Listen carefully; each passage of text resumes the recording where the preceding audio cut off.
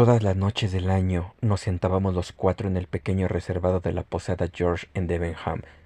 El empresario de pompas fúnebres, el dueño, Fetes y yo. A veces había más gente, pero tanto si hacía viento como si no, tanto si llovía como si nevaba o caía una helada, los cuatro, llegado el momento, nos instalábamos en nuestros respectivos sillones. Fetes era un viejo escocés muy dado a la bebida, culto, sin duda, y también acomodado, porque vivía sin hacer nada. Había llegado a Debenham años atrás, todavía joven, y por la simple permanencia se había convertido en hijo adoptivo del pueblo. Su capa azul de camelote era una antigüedad, igual que la torre de la iglesia. Su sitio fijo en el reservado de la posada, su conspicua ausencia de la iglesia y sus vicios vergonzosos eran cosas de todos sabidas en Debenham. Mantenía algunas opiniones vagamente radicales y cierto pasajero escepticismo religioso que sacaba a relucir periódicamente, dando énfasis a sus palabras con imprecisos manotazos sobre la mesa. Bebía ron, 5 vasos todas las veladas, y durante la mayor parte de su diaria visita a la posada permanecía en un estado de melancólico estupor alcohólico, siempre con el vaso de ron en la mano derecha. Le llamábamos el doctor porque se le atribuían ciertos conocimientos de medicina y en casos de emergencia había sido capaz de entablillar una fractura o reducir una luxación. Pero, al margen de estos pocos detalles, carecíamos de información sobre su personalidad y antecedentes. Una oscura noche de invierno, habían dado las 9 algo antes de que el dueño se reuniera con nosotros. Fuimos informados de que un gran terrateniente de los alrededores se había puesto enfermo en la posada, atacado de apoplejía cuando iba de camino hacia Londres y el Parlamento, y por telégrafo se había solicitado la presencia a la cabecera del gran hombre de su médico de la capital, personaje todavía más famoso.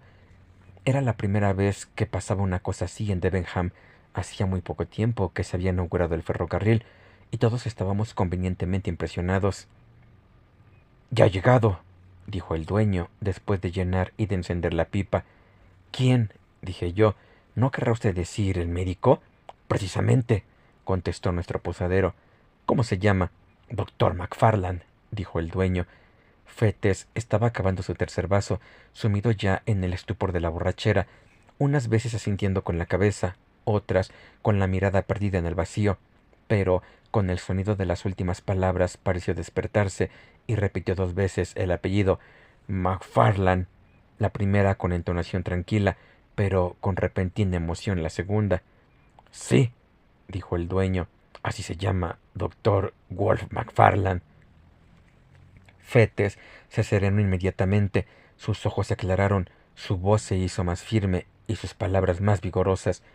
Todos nos quedamos muy sorprendidos ante aquella transformación, porque era como si un hombre hubiera resucitado de entre los muertos.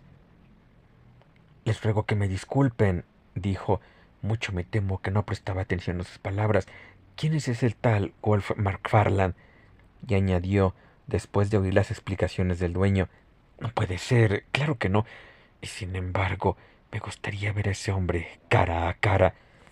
¿Le conoce usted, doctor? Preguntó boquiabierto el empresario de pompas fúnebres. Dios no lo quiera, fue la respuesta. Y sin embargo, el nombre no es nada corriente. Sería demasiado imaginar que hubiera dos. Dígame, posadero, ¿se trata de un hombre viejo? No, es un hombre joven, desde luego, y tiene el pelo blanco, pero sí parece más joven que usted. Es mayor que yo, sin embargo, varios años mayor. Pero, dando un manotazo sobre la mesa, es el ron lo que ve usted en mi cara, el ron y mis pecados. Este hombre quizá tenga una conciencia más fácil de contentar y haga bien las digestiones. Conciencia, ¿de qué cosas me atrevo a hablar? Se imaginarán ustedes que he sido un buen cristiano, ¿no es cierto? Pues no, yo no. Nunca me he dado por la hipocresía. Quizá Voltaire habría cambiado si se hubiera visto en mi caso, pero aunque mi cerebro y procedió a darse un manotazo sobre la calva cabeza. Aunque mi cerebro funcionaba perfectamente, no saqué ninguna conclusión de las cosas que vi. Si ese doctor es la persona que usted conoce, me aventuré a apuntar después de una pausa bastante penosa, debemos deducir que no comparte la buena opinión del posadero. Fetes no me hizo el menor caso. Sí, dijo con repentina firmeza, Tengo que verlo cara a cara. Se produjo otra pausa. Luego, una puerta se cerró con cierta violencia en el primer piso y se oyeron pasos en la escalera. —¡Es el doctor! —exclamó el dueño. —Si se da prisa, podrá alcanzarle. No había más que 2 pasos desde el pequeño reservado a la puerta de la vieja posada George. La ancha escalera de roble terminaba casi en la calle. Entre el umbral y el último peldaño no había sitio más que para una alfombra turca. Pero este espacio tan reducido quedaba brillantemente iluminado todas las noches, no solo gracias a la luz de la escalera y al gran farol debajo del nombre de la posada, sino también debido al cálido resplandor que salía por la ventana de la cantina. La posada, llamada así convenientemente la atención de los que cruzaban por la calle en las frías noches de invierno. Fetes se llegó sin vacilaciones hasta el diminuto vestíbulo, y los demás, quedándonos un tanto retrasados, nos dispusimos a presenciar el encuentro entre aquellos 2 hombres, encuentro que uno de ellos había definido como cara a cara. El doctor McFarland era un hombre despierto y vigoroso. Sus cabellos blancos servían para resaltar la calma y la palidez de su rostro, nada desprovisto de energía, por otra parte. Iba elegantemente vestido, con el mejor velarte y la más fina blanda, y lucía una gruesa cadena de oro para el reloj y gemelos y anteojos de mismo metal precioso. La corbata, ancha y con muchos pliegues, era blanca con lunares de color lila, y llevaba al brazo un abrigo de pieles para defenderse del frío durante el viaje. No hay duda de que lograba dar dignidad a sus años envuelto en aquella atmósfera de riqueza y respetabilidad, y no dejaba de ser todo un contraste sorprendente ver a nuestro borrachín, calvo, sucio, lleno de granos y arropado en su vieja capa azul de camelote, enfrentarse con él al pie de la escalera. —¡McFarland! —dijo con voz resonante, más propia de un heraldo que de un amigo. El gran doctor se detuvo bruscamente en el 4.º escalón, como si la familiaridad de aquel saludo sorprendiera y en cierto modo ofendiera su dignidad. —¡Toddy McFarland! —repitió Fetes. El londinense casi se tambaleó, lanzó una mirada rapidísima al hombre que tenía delante, volvió hacia atrás unos ojos atemorizados y luego susurró con voz llena de sorpresa: —¿Fetes? ¿Tú? —Yo sí —dijo el otro—. Creías que también yo estaba muerto. No resulta tan fácil dar por terminada nuestra relación. —Calla, por favor —exclamó el ilustre médico—. ¡Calla! Este encuentro es tan inesperado. Ya veo que te has ofendido. Confieso que al principio casi no te había conocido, pero me alegro mucho. Me alegro mucho de tener esta oportunidad. Hoy solo vamos a poder decirnos hola y hasta la vista. Me espera el calcín y tengo que coger el tren. Pero debes darme tu dirección y te aseguro que tendrás muy pronto noticias mías. Hemos de hacer algo por ti, Fetes. Mucho me temo que estás algo apurado, pero ya nos ocuparemos de eso, en recuerdo de los viejos tiempos, como solíamos cantar durante nuestras cenas. —¡Dinero! —exclamó Fetes—. ¡Dinero tuyo! El dinero que me diste estará todavía donde lo arrojé aquella noche de lluvia. Hablando, el doctor McFarland había conseguido recobrar un cierto grado de superioridad y confianza en sí mismo, pero la desacostumbrada energía de aquella negativa lo sumió de nuevo en su primitiva confusión. Una horrible expresión atravesó por un momento sus facciones casi venerables. —Mi querido amigo —dijo—, haz como gustes. Nada más lejos de mi intención que ofenderte. No quisiera entrometerme, pero sí que te dejaré mi dirección. —No me la des. No deseo saber cuál es el techo que te cobija —le interrumpió el otro—. Oí tu nombre. Temí que fueras tú. Quería saber si, después de todo, existe un Dios. Ahora ya sé que no. ¡Sal de aquí! Pero Fetes seguía en el centro de la alfombra, entre la escalera y la puerta, y para escapar el gran médico londinense iba a verse obligado a dar un rodeo. Estaban claras sus vacilaciones ante lo que a todas luces consideraba una humillación. A pesar de su palidez, había un brillo amenazador en sus anteojos, pero, mientras seguía sin decidirse, se dio cuenta de que el cochero de su calesín contemplaba con interés desde la calle aquella escena tan poco común, y advirtió también cómo le mirábamos nosotros, los del pequeño grupo del reservado, apelotonados en el rincón más próximo a la cantina, La presencia de tantos testigos le decidió a emprender la huida. Pasó pegado a la pared y luego se dirigió hacia la puerta con la velocidad de una serpiente. Pero sus dificultades no habían terminado aún, porque antes de salir, Fetes le agarró del brazo y de sus labios, aunque en un susurro, salieron con toda claridad estas palabras: ¿Has vuelto a verlo? El famoso doctor londinense dejó escapar un grito ahogado, dio un empujón al que casi le interrogaba y con las manos sobre la cabeza huyó como un ladrón cogido infraganti.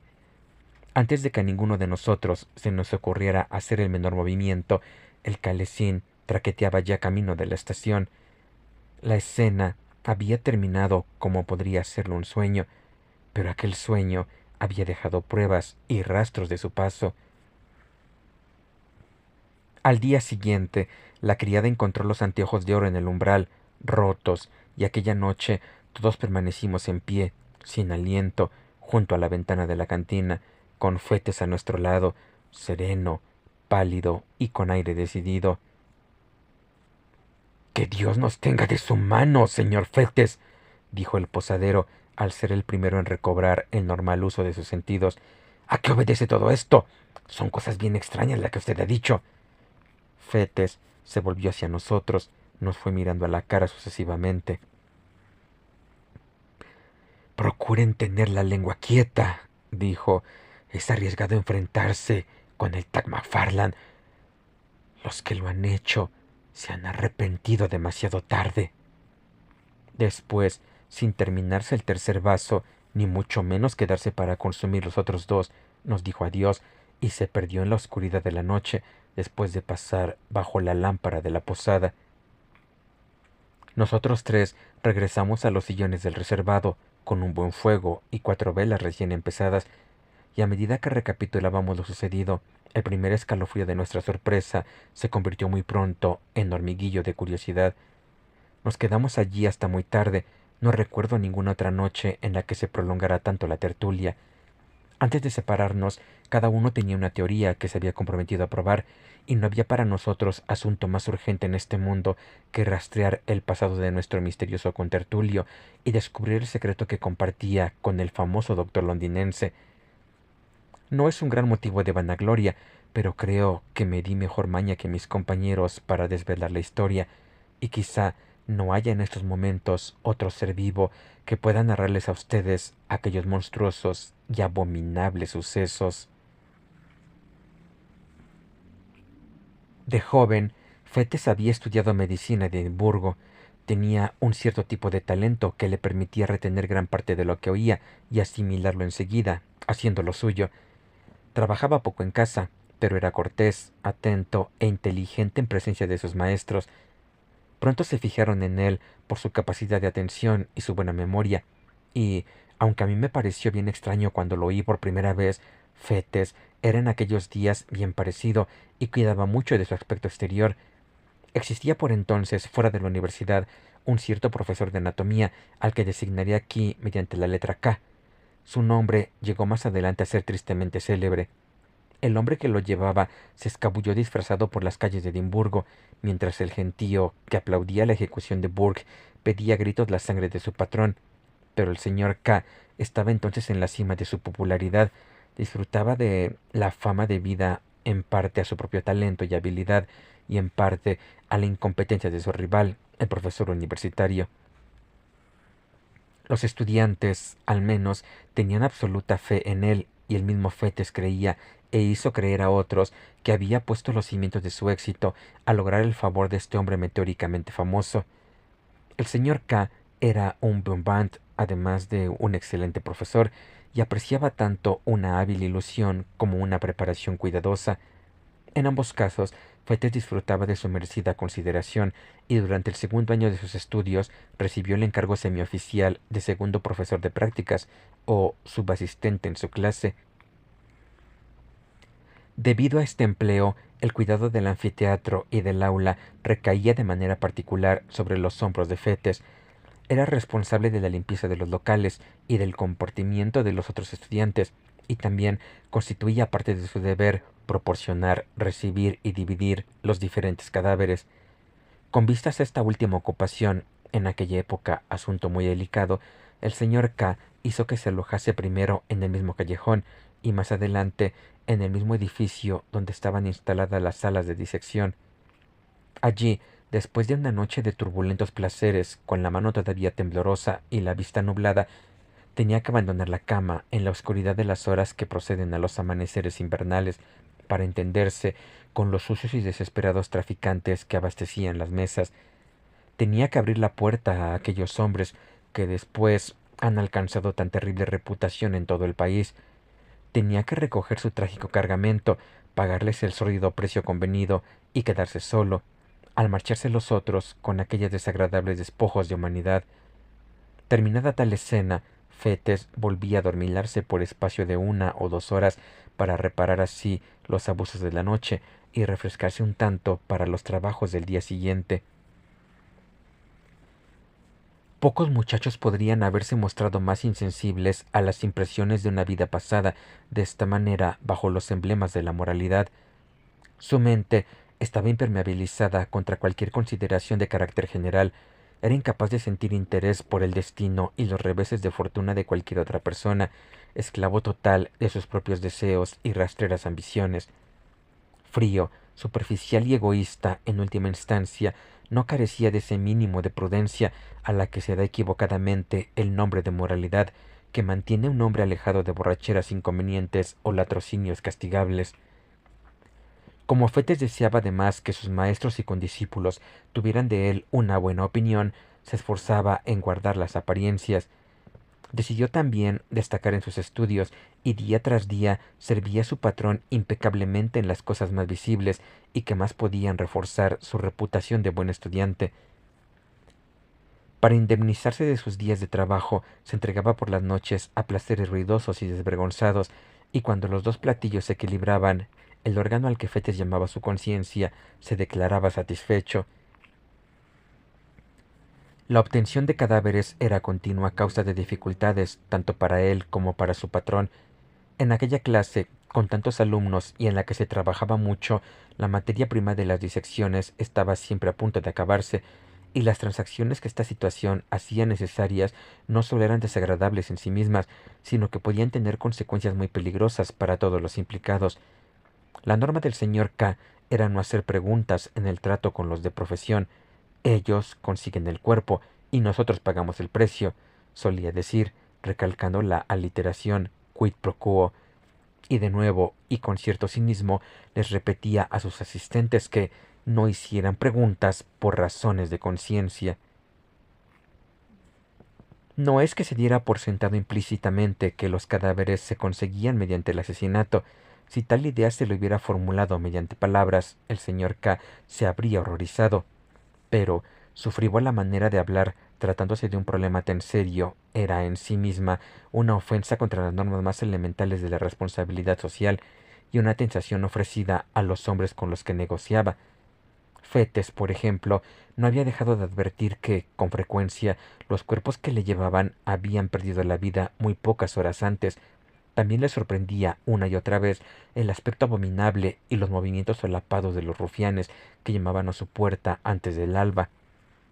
Y, atando cabos para sus adentros, quizá atribuía un significado demasiado inmoral y demasiado categórico a las imprudentes advertencias de su maestro. En resumen, Fetes entendía que su deber constaba de 3 apartados: aceptar lo que le traían, pagar el precio y pasar por alto cualquier indicio de un posible crimen.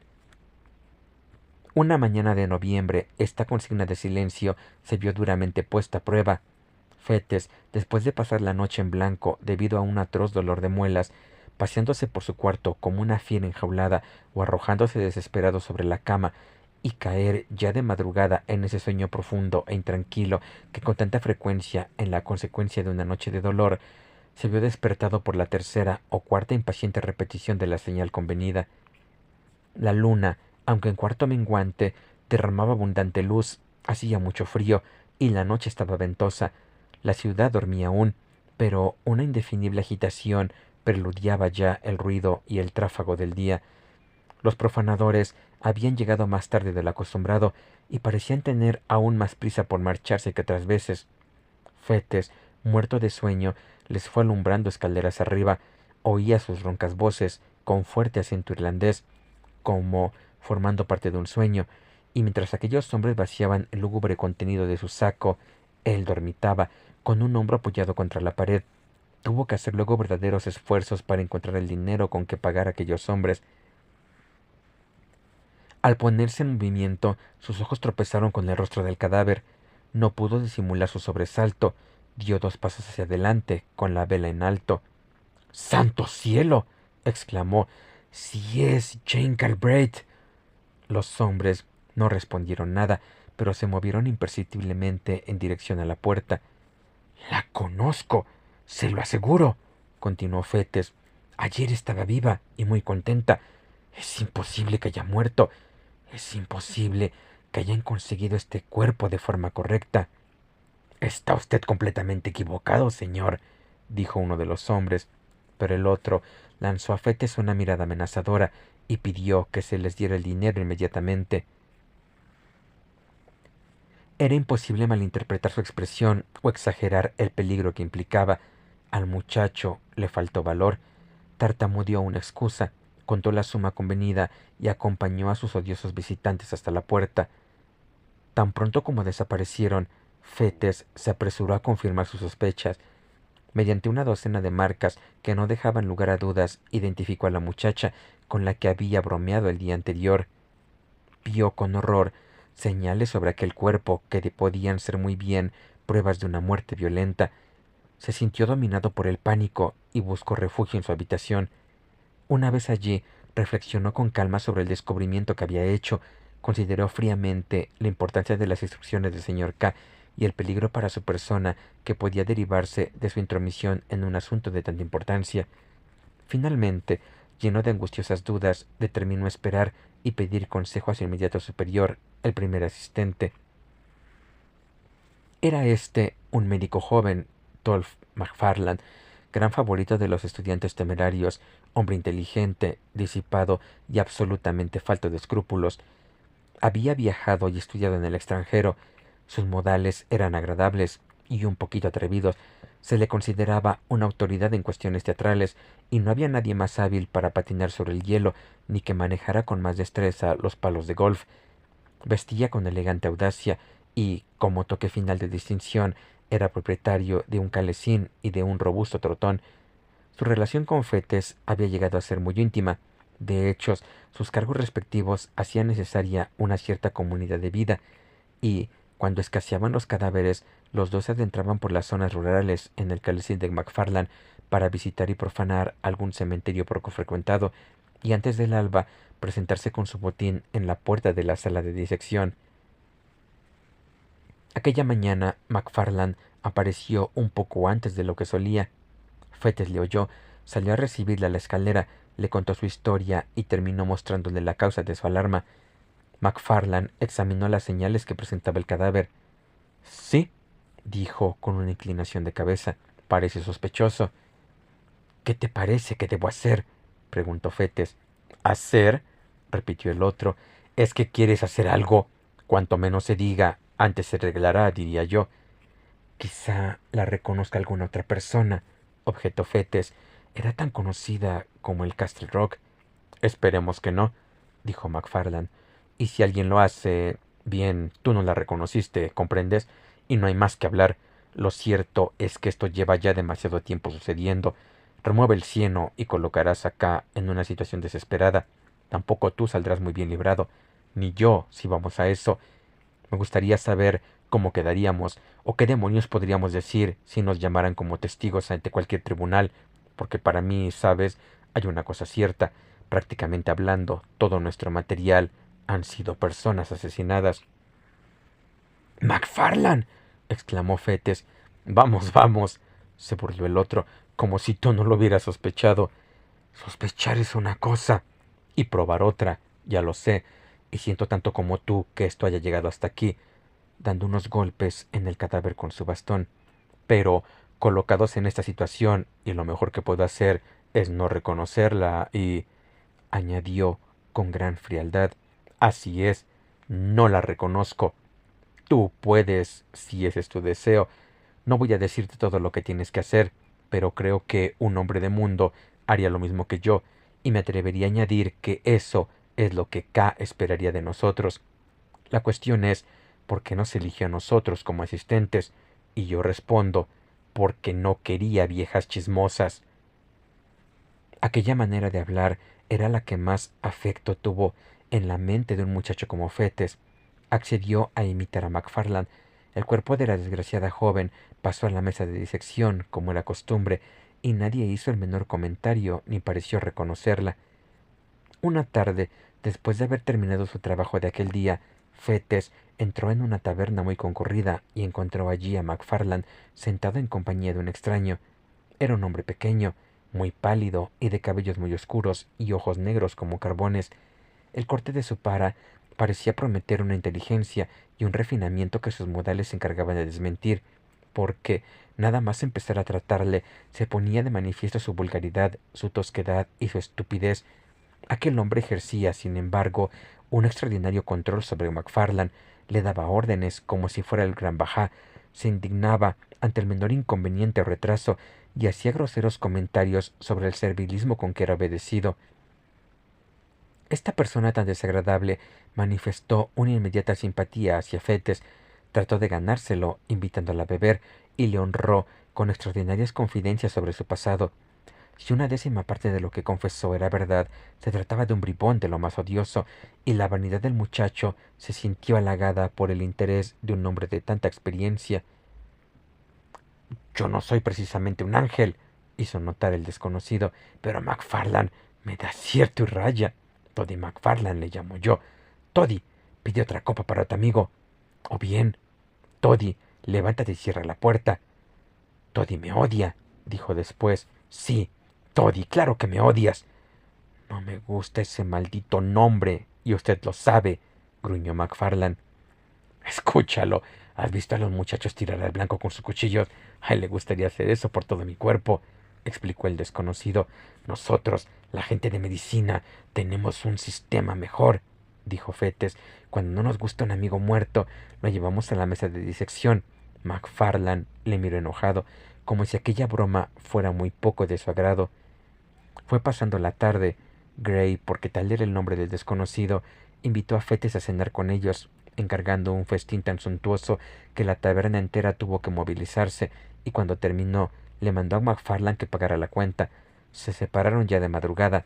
El tal Gray estaba completamente borracho. McFarland, sereno, sobre todo a causa de la indignación, reflexionaba sobre el dinero que había visto obligado a malgastar y las humillaciones que había tenido que soportar. Fetes, con diferentes licores cantándole dentro de la cabeza, volvió a su casa con pasos inciertos y la mente totalmente en blanco. Al día siguiente, McFarland faltó a clase y Fetes sonrió para sus adentros al imaginárselo todavía acompañado al insoportable Gray de taberna en taberna. Tan pronto como quedó libre de sus obligaciones, se puso a buscar por todas partes a sus compañeros de la noche anterior, pero no consiguió encontrarlos en ningún sitio, de manera que volvió pronto a su habitación, se acostó enseguida y durmió el sueño de los justos. A las 4 de la mañana le despertó la señal acostumbrada. Al bajar a abrir la puerta, grande fue su asombro cuando descubrió a McFarland con su calesín y dentro del vehículo uno de aquellos horrendos bultos alargados que también conocía. ¿Cómo? Exclamó. ¿Has salido tú solo? ¿Cómo te las has apañado? Pero McFarland le hizo callar bruscamente, pidiéndole que se ocupara del asunto que tenían entre manos. Después de subir el cuerpo y de depositarlo sobre la mesa, McFarland hizo primero un gesto como de marcharse. Después se detuvo y pareció dudar. Será mejor que le veas la cara, dijo, después lentamente, como si le costara cierto trabajo hablar. Será mejor, repitió, al ver que Fetes se le quedaba mirando, lleno de asombro. Pero, ¿dónde? ¿Cómo y cuándo ha llegado a tus manos? Exclamó el otro. Mírale la cara, fue la única respuesta. Fetes titubeó, le asaltaron extrañas dudas, contempló al joven médico y después el cuerpo. Luego volvió otra vez la vista hacia McFarland. Finalmente, dando un respingo, hizo lo que se le pedía. Casi estaba esperando el espectáculo que se tropezaron sus ojos, pero de todas formas el impacto fue violento. Ver, inmovilizado por la rigidez de la muerte, y desnudó sobre el vasto tejido de arpillera al hombre del que se había separado, dejándolo bien vestido y con el estómago satisfecho en el umbral de una taberna, despertó hasta en el atolondrado Fetes algunos de los terrores de la conciencia. El que dos personas que había conocido hubieran terminado sobre las heladas mesas de disección era un castivi que iba esperando por su alma en sus ecos sucesivos. Con todo, aquellas eran solo preocupaciones secundarias. Lo que más le importaba era Wolf. Falto de preparación para enfrentarse con un desafío de tanta importancia, Fetes no sabía cómo mirar a la cara a su compañero, no se atrevía a cruzar la vista con él, y le faltaban tanto las palabras como la voz con que pronunciarlas. Fue MacFarlane mismo quien dio el primer paso, se acercó tranquilamente por detrás y puso una mano, con suavidad pero con firmeza, sobre el hombro del otro. Richardson, dijo, puede quedarse con la cabeza. Richardson era un estudiante que desde tiempo atrás se venía mostrando muy deseoso de disponer de esa porción del cuerpo humano para sus prácticas de disección. No recibió ninguna respuesta, y el asesino continuó. Hablando de negocios, debes pagarme. Tus cuentas tienen que cuadrar, como es lógico. Fetes encontró una voz que no era más que una sombra de la suya. ¿Pagarte? Exclamó. ¿Pagarte por eso? Naturalmente, no tienes más remedio que hacerlo. Desde cualquier punto de vista que lo consideres, insistió el otro, yo no me atrevería a darlo gratis, ni tú a aceptarlo sin pagar. Nos comprometería a los dos. Este es otro caso como el de Jane Galbraith. Cuanto más cabos sueltos, más razones para actuar como si todo estuviera en perfecto orden. ¿Dónde guarda su dinero el viejo K? Allí, contestó Fetes con voz ronca, señalando al armario del rincón. Entonces, dame las llaves, dijo el otro calmosamente, extendiendo la mano. Después de un momento de vacilación, la suerte quedó decidida. MacFarlane no pudo suprimir un estremecimiento nervioso, manifestación insignificante de un inmenso alivio, al sentir la llave entre los dedos.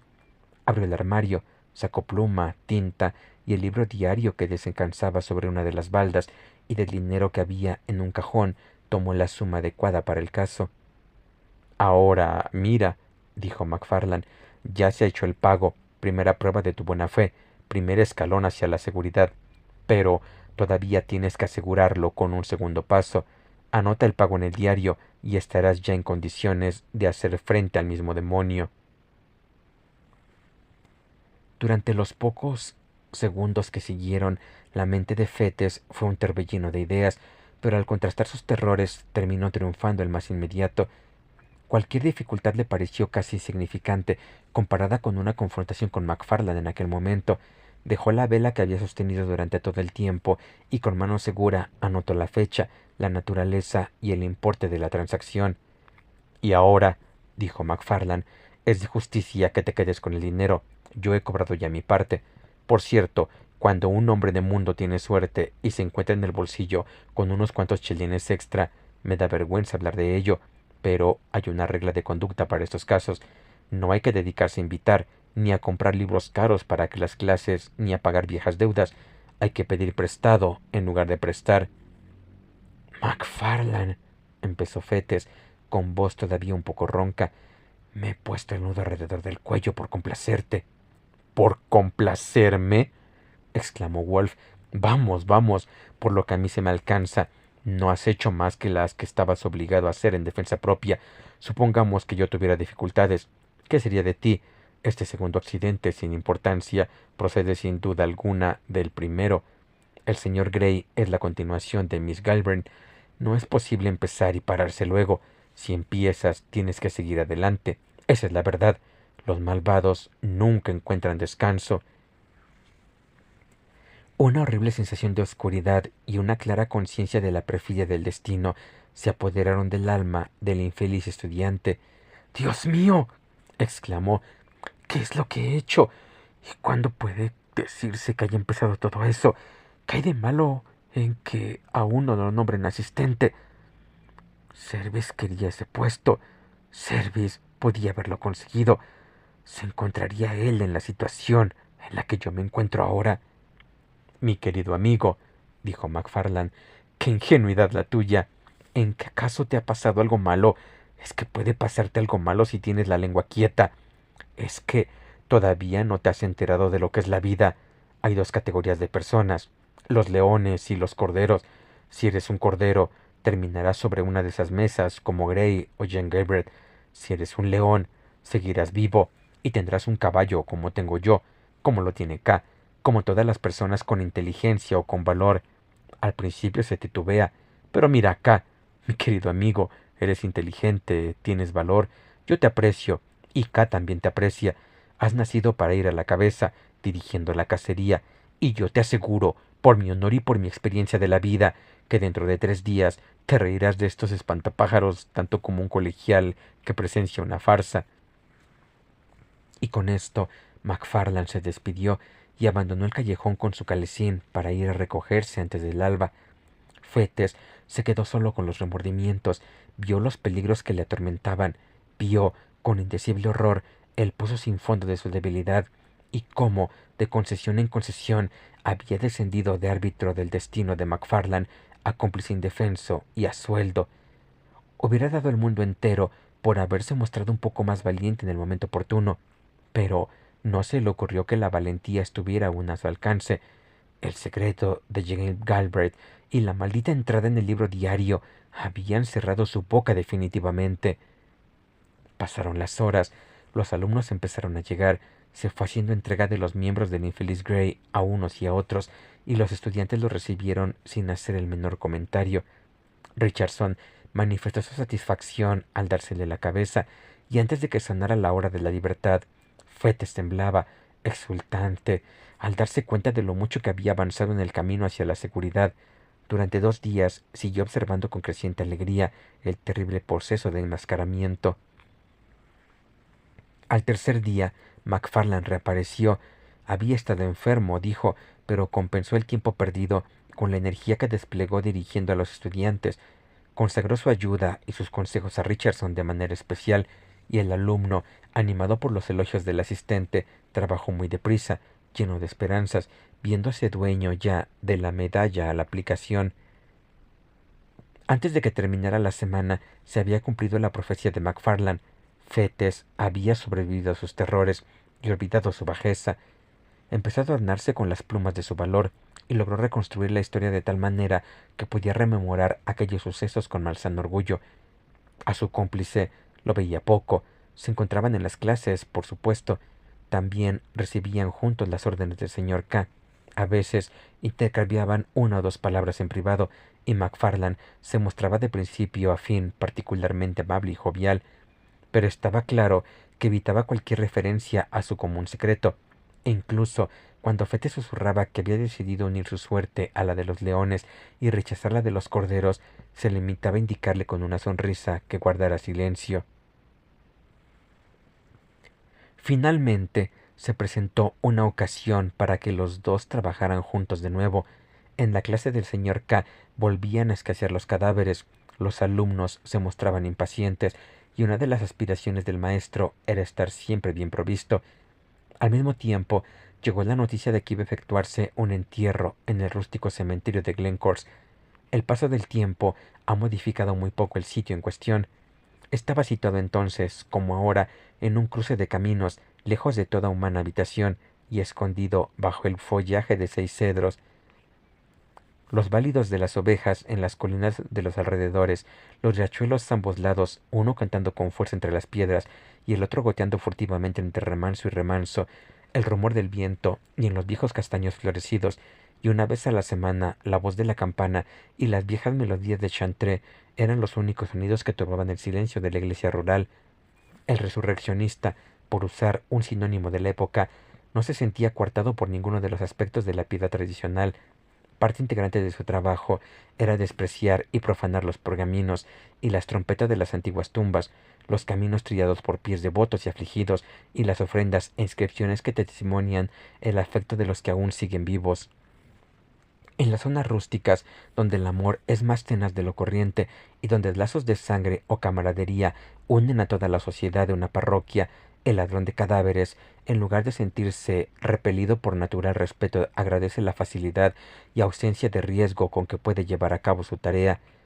A cuerpos que habían sido entregados a la tierra en gozosa expectación de un despertar bien diferente, les llegaba esa resurrección apresurada, llena de terrores, a la luz de la linterna, de la pala y el asadón, forzando el ataúd y rasgada la mortaja, los melancólicos restos, vestidos de arpillería, después de dar tumbos durante horas por caminos apartados, privados incluso de la luz de la luna, eran finalmente expuestos a las mayores indignidades ante una clase de muchachos boquiabiertos, de manera semejante a como dos buitres pueden caer en picado sobre un cordero agonizante.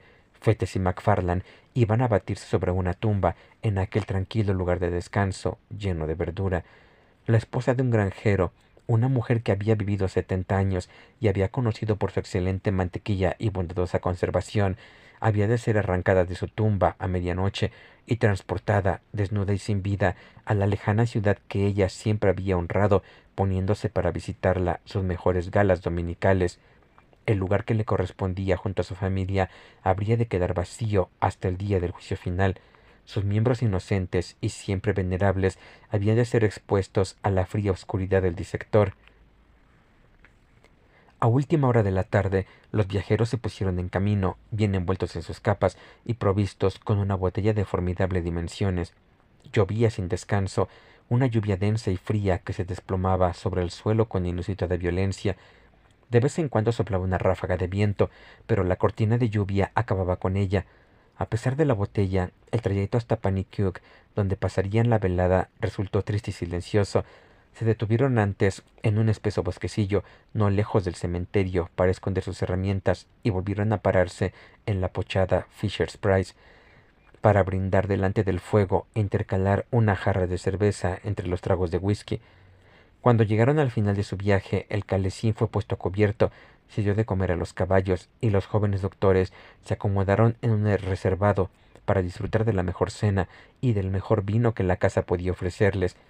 Las luces, el fuego, el golpear de la lluvia contra la ventana, el frío y absurdo trabajo que les esperaba, todo contribuía a hacer más placentera la comida. Con cada vaso que bebían, su cordialidad aumentaba. Muy pronto, MacFarlane entregó a su compañero un montocito de monedas de oro. Un pequeño obsequio, dijo. Entre amigos, estos favores tendrían que hacerse con tanta facilidad como pasa de mano en mano uno de esos fósforos largos para encender la pipa. Fettes se guardó el dinero y aplaudió con gran vigor el sentir de su colega. «Eres un verdadero filósofo», exclamó. «Yo no era más que un ignorante hasta que te conocí. Tuica, por Belcebú, que entre los dos harán de mí un hombre». «Por supuesto que sí», asintió MacFarlane, «aunque, si he de serte franco, se necesitaba un hombre para respaldarme el otro día. Hay algunos cobardes de 40 años, muy corpulentos y pendencieros, que se hubieran puesto enfermos al ver el cadáver. Pero tú no perdiste la cabeza. Te estuve observando». «¿Y por qué tenía que haberla perdido?», presumió Fettes. «No era asunto mío. Hablar no me hubiera producido más que molestias, mientras que si callaba podía contar con tu gratitud, ¿no es cierto?». Y golpeó el bolsillo con la mano, haciendo sonar las monedas de oro. MacFarlane sintió una punzada de alarma ante aquellas desagradables palabras. Puede que lamentara la eficacia de sus enseñanzas en el comportamiento de su joven colaborador, pero no tuvo tiempo de intervenir, porque el otro continuó en la misma línea jactanciosa. «Lo importante es no asustarse. Confieso aquí entre nosotros que no quiero que me cuelguen, y eso no es más que sentido práctico. Pero la mojigatería. MacFarlane, nací ya despreciándola. El infierno, Dios, el demonio, el bien y el mal, el pecado, el crimen y toda esa vieja galería de curiosidades quizás sirvan para asustar a los chiquillos, pero los hombres de mundo como tú y como yo desprecian esas cosas. Brindemos por la memoria de Grey». Para entonces se estaba haciendo ya algo tarde. Pidieron que les trajeran el calesín delante de la puerta, con los dos faroles encendidos, y una vez cumplimentada su orden, pagaron la cuenta y emprendieron la marcha. Explicaron que iban de camino a Peebles y tomaron aquella dirección hasta perder de vista las últimas casas del pueblo. Luego, apagando los faroles, dieron la vuelta y siguieron un atajo que les devolvía a Glencorse. No había otro ruido que el del carruaje y el incesante estridente caer de la lluvia. Estaba oscuro como boca de lobo. Aquí y allí un portillo blanco o una piedra del mismo color en algún muro les guiaba por unos momentos, pero Casi siempre tenían que avanzar al paso y casi a tientas mientras atravesaban aquella ruidosa oscuridad en dirección hacia su solemne y aislado punto de destino. En la zona de bosques tupidos que rodea el cementerio, la oscuridad se hizo total y no tuvieron más solución que volver a encender uno de los faroles del calesín. De esta manera, bajo los árboles goteando y rodeados de grandes sombras que se movían continuamente, llegaron al escenario de sus impíos trabajos. Los dos eran expertos en aquel asunto y muy eficaces con la pala, y cuando apenas llevaban 20 minutos de tarea, se vieron recompensados con el sordo retumbar de sus herramientas sobre la tapa del ataúd. Al mismo tiempo, MacFarlane, al hacerse daño en la mano con una piedra, la tiró hacia atrás por encima de su cabeza sin mirar. La tumba, en la que, cavando, habían llegado a hundirse ya hasta los hombros, estaba situada muy cerca del borde del camposanto, y para que iluminara mejor sus trabajos, habían apoyado el farol del calesín contra un árbol, casi en el límite del empinado terraplén que descendía hasta el arroyo. La casualidad dirigió certeramente aquella piedra. Se oyó en el acto un estrépito de vidrios rotos. La oscuridad les envolvió. Ruidos alternativamente secos y vibrantes sirvieron para anunciarles la trayectoria del farol terraplén abajo y las veces que chocaba con árboles encontrados en su camino. Una piedra o dos, desplazadas por el farol en su caída, le siguieron dando tumbos hasta el fondo del vallecillo, y luego el silencio, como en la oscuridad, se apoderó de todo. Y por mucho que aguzaron el oído, no se oía más que la lluvia, que tan pronto llevaba el compás del viento, como caía sin altibajos sobre millas y millas de campo abierto. Como casi estaban terminando ya su aborrecible tarea, juzgaron más prudente acabarla a oscuras, desenterraron el ataúd y rompieron la tapa, introdujeron el cuerpo en el saco, que estaba completamente mojado, y entre los dos lo transportaron hasta el calesín. Uno se montó para sujetar el cadáver y el otro, llevando el caballo por el bocado, fue a tientas junto al muro y entre los árboles hasta llegar a un camino más ancho cerca de la posada Fisher Street. Celebraron el débil y difuso resplandor que allí había, como si de la luz del sol se tratara. Con su ayuda consiguieron poner el caballo a buen paso y empezaron a traquetear alegremente camino de la ciudad. Los dos se habían mojado hasta los huesos durante sus operaciones, y ahora, al saltar el calesín entre los profusos surcos de la senda, el objeto que sujetaban entre los dos caía con todo su peso, primero sobre uno y luego sobre el otro. A cada repetición del horrible contacto, ambos rechazaban instintivamente el cadáver con más violencia, y aunque los tumbos del vehículo bastaban para explicar aquellos contactos, su repetición terminó por afectar a los dos compañeros. MacFarlane hizo un chiste de mal gusto sobre la mujer del granjero que brotó ya sin fuerza de sus labios y que Fettes dejó pasar en silencio. Pero su extraña carga seguía chocando a un lado y a otro. Tan pronto la cabeza se recostaba confianzudamente sobre un hombro como un trozo de empapada arpillera aleteaba gélidamente delante de sus rostros. Fettes empezó a sentir frío en el alma. Al contemplar el bulto tenía la impresión de que hubiera aumentado de tamaño. Por todas partes, cerca del camino y también a lo lejos, los perros de las granjas acompañaban su paso con trágicos aullidos, y el muchacho se fue convenciendo más y más de que algún inconcebible milagro había tenido lugar, que en aquel cuerpo muerto se había producido algún cambio misterioso, y que los perros aullaban debido al miedo que les inspiraba su terrible carga. Por el amor de Dios, dijo, haciendo un gran esfuerzo para conseguir hablar. Por el amor de Dios, encendamos una luz. MacFarlane, al parecer, se veía afectado por los acontecimientos de manera muy similar, y aunque no dio respuesta alguna, detuvo el caballo, entregó las riendas a su compañero, se apeó y procedió a encender el farol que les quedaba. No habían llegado para entonces más allá del cruce de caminos que conduce a Auchenclin. La lluvia seguía cayendo como si fuera a repetirse el diluvio universal, y no era nada fácil encender fuego en aquel mundo de oscuridad y de agua. Cuando por fin la vacilante llama azul fue traspasada la mecha y empezó a ensancharse y a hacerse más luminosa, creando un amplio círculo de imprecisa claridad alrededor del calesín, los dos jóvenes fueron capaces de verse el uno al otro y también el objeto que acarreaban. La lluvia había ido amoldando la arpillera al contorno del cuerpo que cubría, de manera que la cabeza se distinguía perfectamente del tronco, y los hombros se recortaban con toda claridad. Algo a la vez espectral y humano les obligaba a mantener los ojos fijos en aquel horrible compañero de viaje. Durante algún tiempo, McFarland permaneció inmóvil, sujetando el farol. Un horror inexplicable envolvía el cuerpo de Fetes como una sábana humedecida, crispando al mismo tiempo sus lívidas facciones. Un miedo que no tenía sentido, un horror a lo que no podía ser, se iba apoderando de su cerebro. Un segundo más y hubiera hablado, pero su compañero se le adelantó. Esto no es una mujer, dijo McFarland, con voz que no era más que un susurro. Era una mujer cuando la subimos al calesín, respondió Fetes. Sostén el farol, dijo el otro.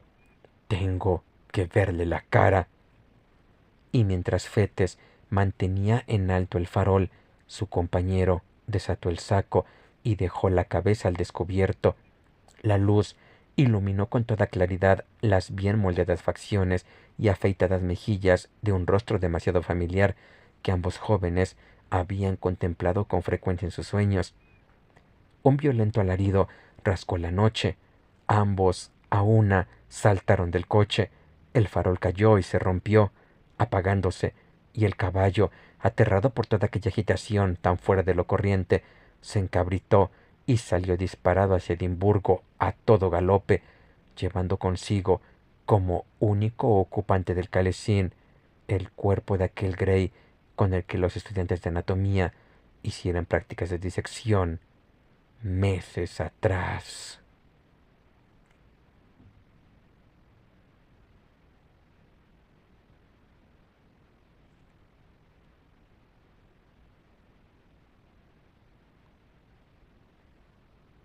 El ladrón de cadáveres. Robert Louis Stevenson.